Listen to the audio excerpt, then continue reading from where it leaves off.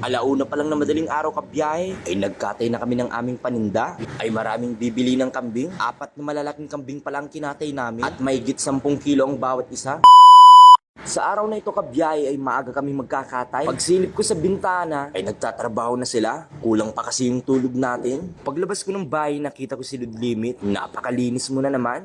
Palagi ka kasing nauulanan. At ito na rin po yung i-brush natin. Sa sobrang laki ng kambing na ito ay pumuputok na po yung balat niya. Kaya napupunit. Pero malalaman po yung mga ganito. At uumpisan ko na rin mag-brush. Binabad ko muna sa tubig para mas madaling i-brush po kabiyahe at matanggal po lahat yung kanyang uling. Ganyan po ang pagbabrush ng kambing. Kailangan mo munang ibabad para mas mapadali yung trabaho. At pagkatapos natin mag-brush mamaya, ililinisan ko na rin itong lamisa para makapag-display na rin tayo. Ganyan po kami magsunog ng kambing kabiyahe. Ang ginagamit po namin ay supliti. Dati kasi ang nakasanayan namin tuwing nagkakatay kami ay karton ang ginagamit namin. At sa drum lang po kami